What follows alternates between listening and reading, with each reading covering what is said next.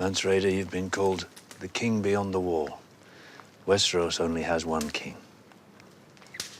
Kneel and live. This was my home for many years. I wish you good fortune in the wars to come.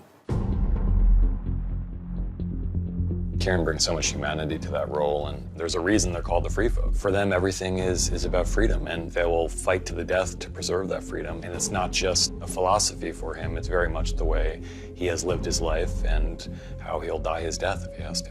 Mance has this thing about his whole sense of dignity. It's about the non-betrayal and the belief. And once he's seen to bend the knee when he's taken all these people together and says, we don't do this, once he shows that to his people, that's gone. You told me you weren't here to conquer. You told me your people have bled enough. That's right. I don't want them bleeding for Stannis Baratheon either. We created an interior in Banbridge where Mance was being held, and that was a beautiful scene with Jon Snow before Mance is sort of let out.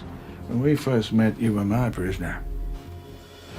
And now, for our last meeting... This doesn't have to be our last meeting. No, but it will be. I have this incredible scene between Mance and Jon Snow. It's a small scene, it's two guys in a room, but it's compelling. There is mutual respect, yet they cannot find any common ground to avoid the inevitable. How will they do it? Beheading? Hanging?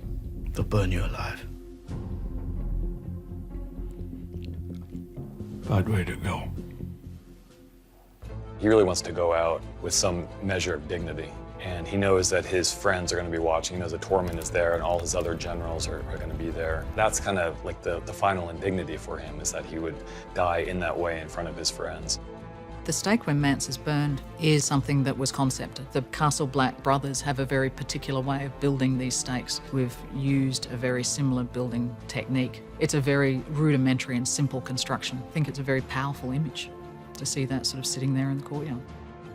I knew I wanted to have that opening be gentle and a long take. The scene opens on a crane shot that starts with a single guy walking out of the door, and then it pulls back to see the entire Castle Black courtyard with a stake in the middle of it. And there's just a moment where you go, oh my God. And the shot evolves just so beautifully. The camera operators and the actors all did an amazing job.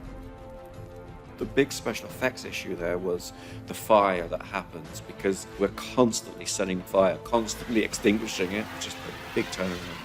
We burn him at the stake by stacking up the flames and the camera and Kieran. We create the illusion he's on fire. The idea of trying to shoot that last scene, it's kind of complicated, because how much writhing in agony do you portray? How much fear do you allow to be shown? So I was very dependent on Michael directing.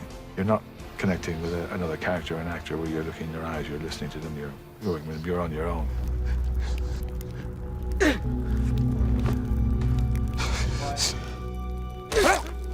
It's a CG arrow that Kit fired, and then a plant on which VFX remove, and then it appears. It's one of the best decisions Jon ever makes. It's not a safe decision. He believes in the honourable right thing and believes in mercy.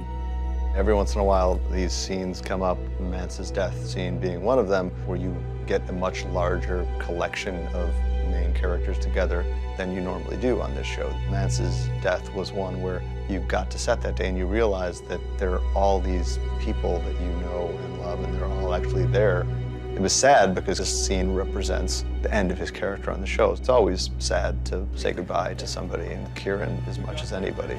I think in his final episode, he delivered the finest work he's ever done on the show. He was just such a wonder to watch. Hello, goodbye.